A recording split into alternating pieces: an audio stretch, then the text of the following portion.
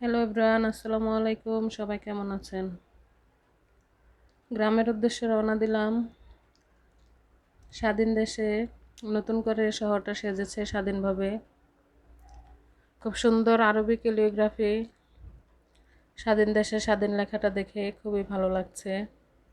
তো আমাদের গ্রামে যাওয়ার পথে 3টা ব্রিজ পরে এখন আমরা কাশপুর ব্রিজটা ক্রস করেছি। তারপর সবার পেটে ক্ষুধা লেগে গেছে, তারা নাকি নাস্তা খাবে, খিদা সহ্য করতে পারতেছিল না। তো একটা রেস্টুরেন্টে ঢুকে গেলাম। তো রেস্টুরেন্টটা দেখে আমার কাছে খুবই ভালো লাগছিল। এটার নাম হচ্ছে মানামি। অনেক সুন্দর করে তারা ডেকোরেশন করেছে। আমি গত ভিডিওতে ডেকোরেশনটা শেয়ার করেছিলাম। তাদের ইন্টেরিয়র ডিজাইনটা আমার অনেক পছন্দ হয়েছে, তাই একটু ভিডিও করে নিলাম।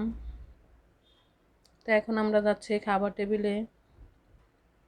সবাই খেতে বসেছি, অপেক্ষা শুধু নাস্তা আসার। তো অবশেষে নাস্তাটা আমাদেরকে দিয়েই দিল। তাদের এখানে মিষ্টির অনেক কালেকশন আছে, সেগুলো একটু ঘুরে ঘুরে দেখে নিলাম। ল্যাংচা, চমচম, রসগোল্লা, স্পঞ্জ, অনেক ধরনের আইটেমই আছে তাদের এখানে। তো আমার কাছে এগুলো দেখে অনেক ভালো লেগেছে। তারপরে ছোট ছোট সন্দেশ আছে, রসগোল্লা রয়েছে, আমাদের কুমিল্লার বিখ্যাত রসমালাইও আছে, ছানা আছে। তো তাদের এগুলি দেখে অনেক ভালো লেগেছে। আমাদের পরোটা দিয়েছে, সবজি, ডাল, ডিম।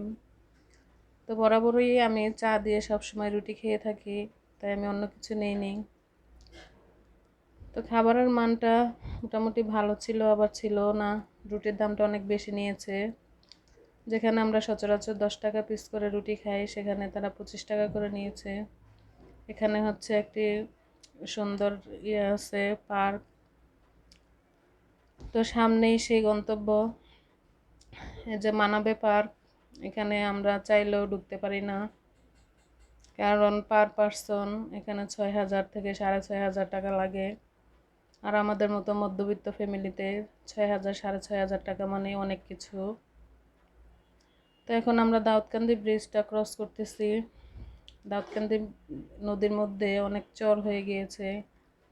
তো দৃশ্যগুলো দেখতে আমার কাছে খুব ভালো লাগছিল।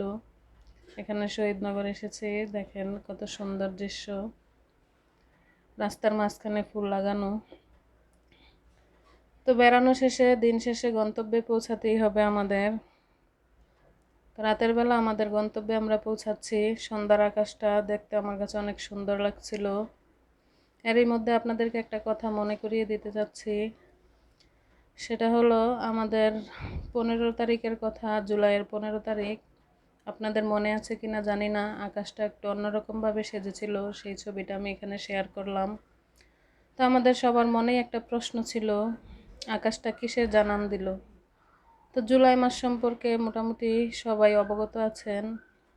আসলে এখন বুঝতে পারছি যে আকাশটা কিসের জানান দিল।